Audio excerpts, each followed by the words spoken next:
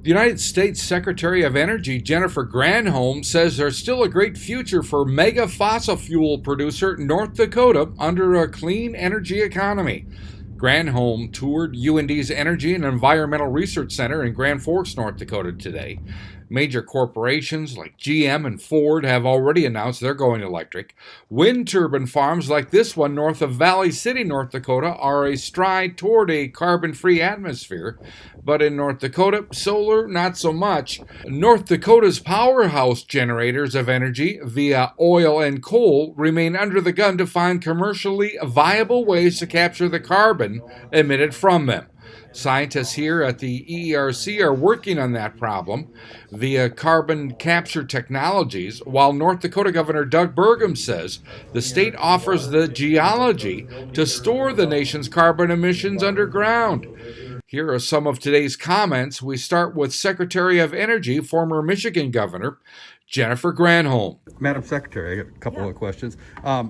GM has announced they're going all electric. Ford just made a major announcement of a big plant for electric trucks.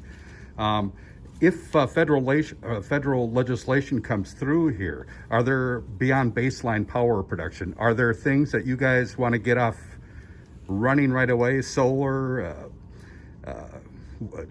wind turbines, I mean, things that are already working, things that you'd like to enhance right away. Yes, I mean, so the off-the-shelf technologies that we know are deployable right now include, of course, wind and solar. But there are technologies that are deployable right now that we aren't deploying. For example, geothermal. And we should be really honing in on that. We could do more in nuclear, we could do more in offshore wind, we could do more in, we want to do more of it all. You talk about vehicles. The batteries that are in those electric vehicles, of course, are the battery cells are often made in Asia. We want to build the whole supply chain right here, which is why the discussion about critical minerals and responsible extraction of the minerals that go into those batteries is really important, and another opportunity for North Dakota. So we want really to see an all of the above strategy. That includes, by the way, energy efficiency and the technologies associated with that. There will be a $23 trillion global market for the products that reduce carbon pollution. 23 trillion by 2030. And we, up to this point as a nation, have allowed other countries to seize that market. And President Biden has said no more. We want those products and those supply chains made here in America, soup to nuts. And that is a huge economic opportunity for us, but it's also a huge opportunity for us to be a very significant contributor to reducing climate change.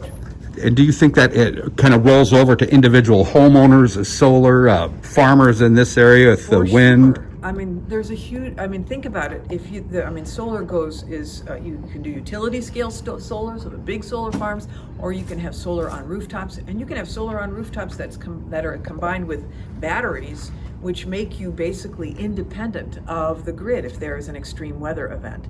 So these extreme weather events have really shown the need to accelerate these technologies. We, by the way, spent on average in the past 3 years about $121 billion cleaning up after these extreme weather events. Right now, we have about 80% of Americans who have experienced one of these extreme weather events just this past summer. It's been the hottest summer on record, and yet it will be the coolest summer that we ever experience until we get this under control. And that's why these technologies and these products that North Dakota can be a partner in are really, really important to accelerate. I mean it. What we're doing here isn't just a big deal for North Dakota in terms of cracking the code on CCUS.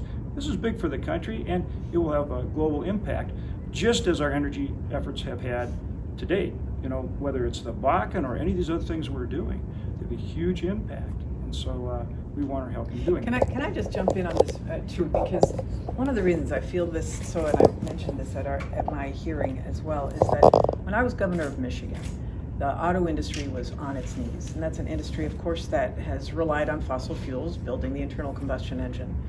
And I think the president asked me to be energy secretary because I understood the importance of supporting an existing industry and helping them to diversify. And so the when Obama-Biden administration during the Recovery Act gave Michigan the money to help us to develop the technologies to go from car 1.0 to car 2.0, which is the electric vehicle, and the guts to that vehicle, the supply chain for that, which is the battery, it enabled us to hold on to what we had and diversify into a product that was much more sustainable. And so while we still do, of course, have internal combustion engines, and we will still have them for a period of time, we are building on that through the diversification of that technology. So for the coal and power plant communities across this country, I get the importance both from the workers' point of view as well as for the economic opportunity for a state to be able to clean the technology, decarbonize the technologies they have, and move into diversifying new technologies. Huge economic opportunity for North Dakota and for other states as well. Again, thanks.